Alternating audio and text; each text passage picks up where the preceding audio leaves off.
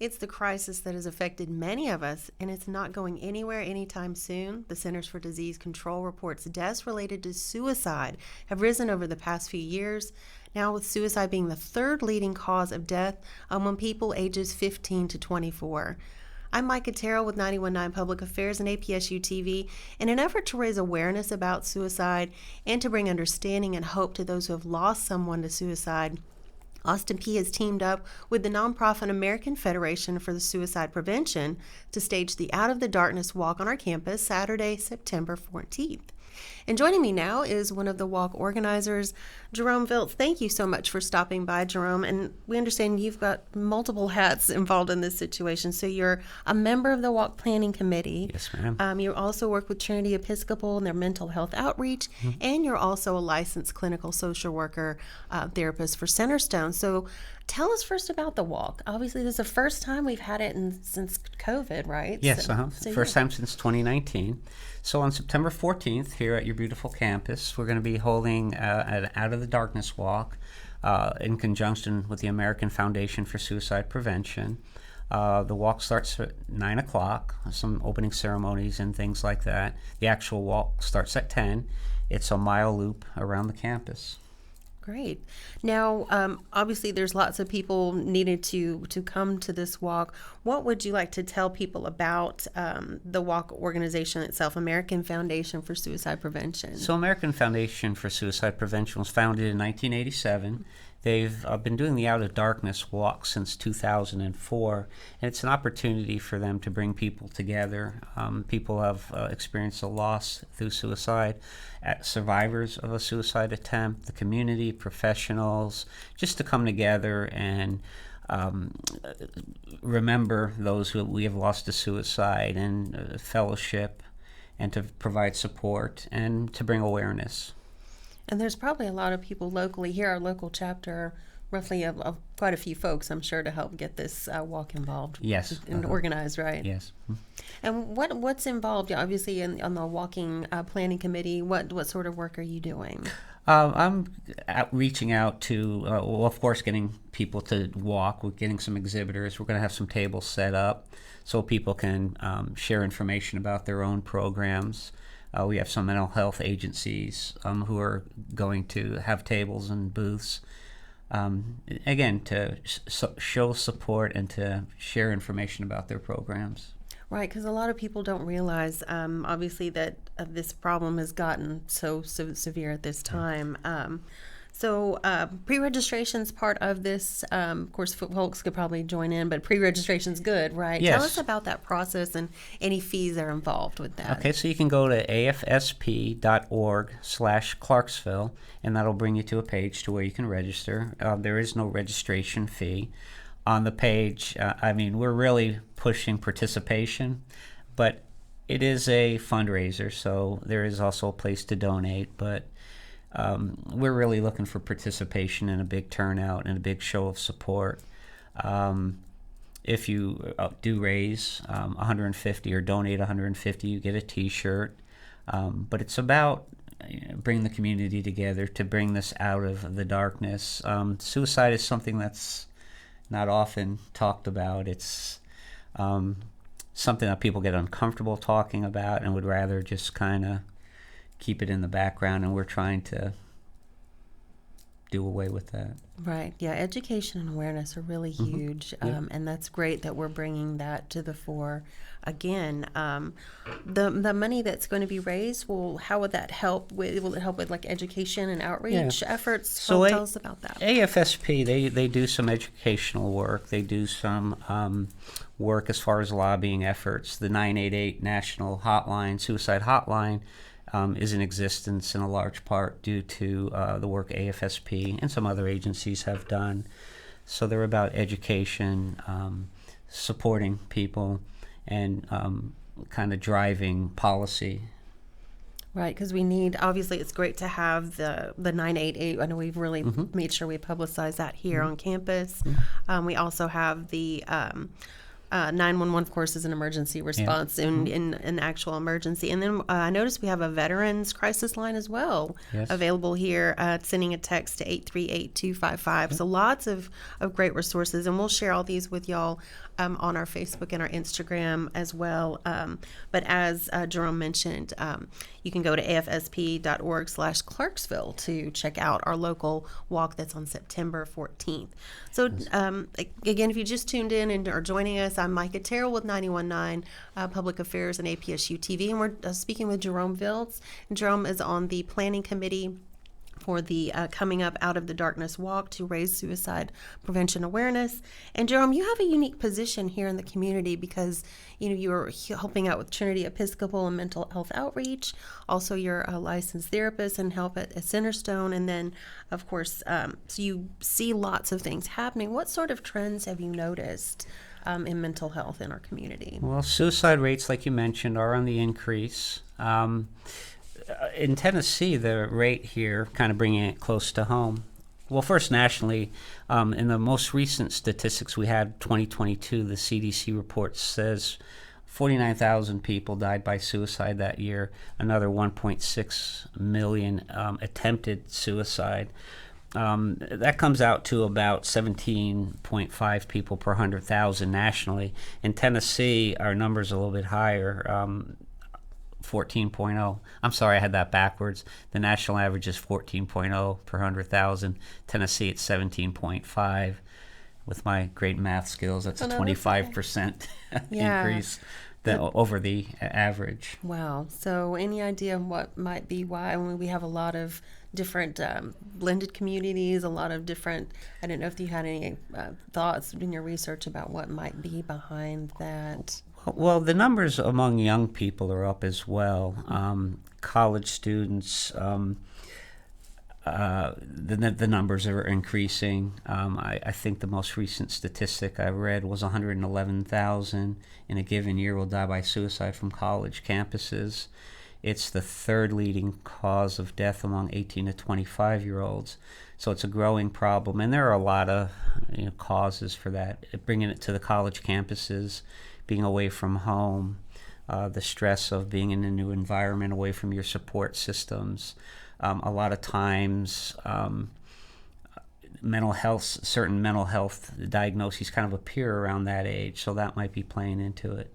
Depression, anxiety, all of those things could play into it. Being kind of away from home and living a different kind of lifestyle than you may have been living at home, that all can contribute to some of the numbers that are increasing among college students.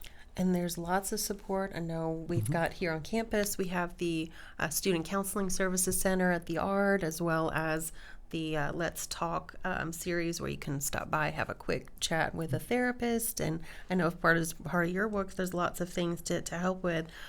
So that's great. There's other supports, but there's still people like in minorities who are still, there's the disparity where they're not getting the help they need. Can you speak to that issue as well? Yes. Numbers among certain populations, non-Hispanic blacks, in the past few years, the rate has increased 53% or 57%. And that was after a decline, but the last few years it's jumped up 57%. The LGBTQ community, young adults, are 4 times more likely to die by suicide. So we're, again, trying to just bring attention to these kinds of statistics, to have the conversations, to bring awareness. There are plenty of things on the AFSP website to check out that talk about these things. So again, having these conversations, talking about it, not keeping it in the darkness like tends to happen when, we're talking about unpleasant subjects. We're partnered with a great church. Green Hill Church and Christian Outreach has been a huge support in putting this on, as has the St. Stephen's Church of the Resurrection. Green Hill, they're a largely minority group, so they're helping us tap into getting the word out to some populations that we might not have been able to had we not brought them on board. So again, it's about education, communication, bringing it to the forefront. Yeah, because we have a lot of young people I know of, personally, who have said, I'm just having a hard time, and we'll get them to the help they need. But people who may not know that, what would you like to say to those people who might be feeling like, maybe I'm feeling overwhelmed by that new move to my new school, or, maybe I'm having a rough start to my, time in high school? Because again, that, like you said, that time, that age is really difficult. What would you say to those young people who are struggling with, what do I do? Well, first, I mean, I can't stress enough that you are not alone. Reach out to someone. If you know someone is struggling, there's certain myths about suicide, and one that really kind of bothers me more than others is, you don't talk about it if someone is depressed or having thoughts. Asking them if they're suicidal will give them an idea. People who are suicidal many times want to be asked about that. They want to talk about it. And sometimes, people's reaction, if I bring something up, you can tell how somebody reacts. And even as professionals, sometimes it's kind of hard to ask those questions. But it's important, if you think somebody might be feeling suicidal, ask them. A lot of times they're relieved to talk about it. You're not going to give them an idea. They've probably had that thought for a while, so asking them about it is not going to put the thought in their head. It's not going to push them over the edge. It's probably just what they need. So knowing the signs. If somebody seems to be withdrawing or more depressed than usual, you might want to have a talk with that person. If they're giving away prized possessions, that could be a sign. If they're feeling physical or emotional pain, that certainly could be a warning sign. So there are certain signs that you could see, and hopefully that would start a conversation. And many times, a referral, knowing the resources, knowing who to refer this person to. The student counseling center here is a great resource. There are a lot of great mental health agencies in this area. So it's also important to know the resources that are out there. Right, because again, a lot of young people may feel weak. Mm-hmm. They may say, like, we have a lot of very, some who are very traditional family units who, we don't get that kind of help. We just, maybe we just meet as a family and talk about it and then move on. How do you think can we help with those conversations if it's not weakness to get help? Well, and that kind of ties into stigma, and that's another thing we're really trying to do here is to, kind of reduce the stigma, because there is a lot of stigma. I was talking to a client this morning, and we were talking about that very thing, living in a household where the mother-in-law doesn't want her to go to therapy because, we don't want things put out there about the family. Right. And, again, the discussions need to be had, and it is difficult, but progress is being made. I mean, there's still this stigma, and I don't want to deny that, but having these conversations, having the resources for people when they need them, that's all huge. And to kind of reiterate what you talked about, again, many parents are probably tuning in and listening to this, or maybe siblings, family, anybody. How can they help with any helpful tips that you may be able to pass along to them? The AFSP has a great section about warnings areas, tips to help you out. Behavior you might have noted. I know you talked about the withdrawal. Maybe sleeping a lot could be another. Or not sleeping or not, enough. Right. Right. Aggression, fatigue. Irritability. And sometimes, oddly enough, if somebody has been depressed for a while and then all of a sudden seems to be happy, on the surface that might seem great and we're excited, but sometimes when a person has made their mind up, hey, I'm going to do this, it's like a burden has been lifted. So I guess basically any significant behavioral change you need to be aware of. If there are drugs and alcohol involved, that certainly ramps up the danger as far as that impulsivity factor. A lot of times people might not have the courage, but get a few drinks in them, and that impulsivity ramps up, and they're more likely. If there are weapons in the home, can't stress enough. locking up guns, limiting access to guns saves lives. So things like trigger guards, gun safes. I think, going back to the statistics, Tennessee higher than the national average because it's a big gun state, and I think that kind of plays into it. But again, having that talk,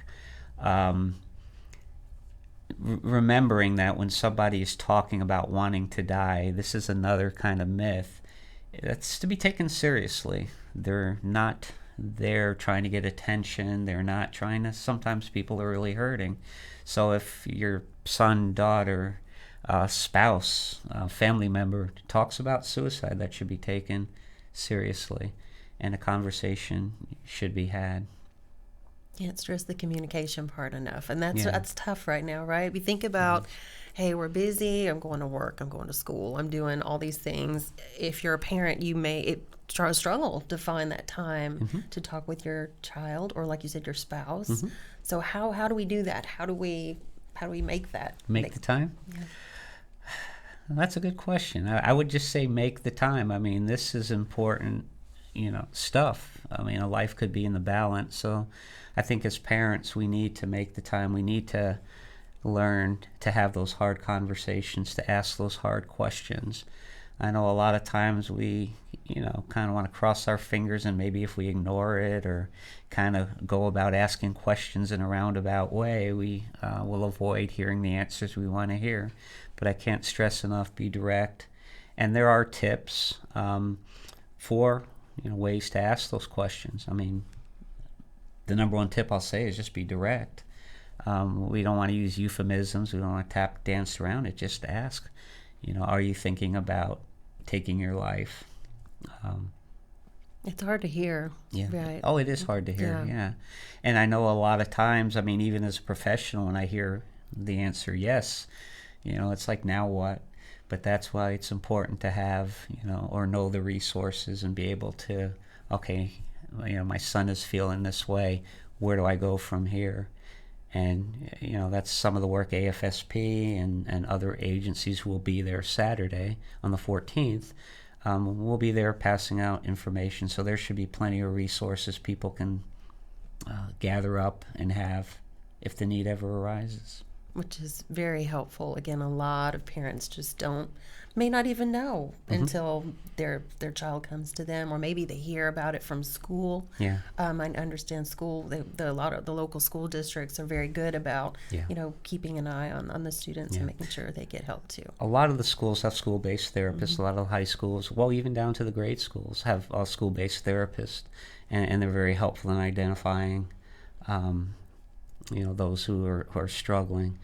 The other thing, going back to having that conversation, which I meant to say, it's also important to kind of be careful how you react. It's not easy to hear someone say, I want to end my life, I don't want to be here anymore, but how you respond is huge. Even if we're talking about thoughts of wanting to be dead, I don't want to say that's a normal thing, but more people have those kinds of thoughts, just a passive thought, like sometimes I wish I wasn't here anymore. That's not that uncommon. Of course, we want to ask additional questions, and depending on the answers to those questions, then we take it from there. But someone who just says, sometimes I'm just tired, I just wish the earth would open up and swallow me up. Hard to hear someone you care about saying that, but not that uncommon. But that should trigger some follow-up questions just to see exactly how much that person is hurting or struggling. Definitely. And if you're just tuning in, I'm Micah Terrell with 91.9 Public Affairs and APSU TV, and we're speaking with Jerome Viltz. He is one of the planning committee members for the upcoming Walk Out of the Darkness, raising awareness about suicide and suicide prevention, which is so key right now with so many, particularly young people involved. We've talked about a lot. We've talked about warning signs. We've talked about what parents and loved ones can do to support their family members who might be having ideation, or maybe they're just down and not sure. What are some other things we haven't talked about yet, Jerome, that you wanted to share? Well, I just can't stress enough. If you're hurting, just know that you're not alone. There are people out there who care, and people out there who can provide assistance and resources. As far as the walk goes, we hope to see a lot of Austin Peay students out there, a lot of the community out there.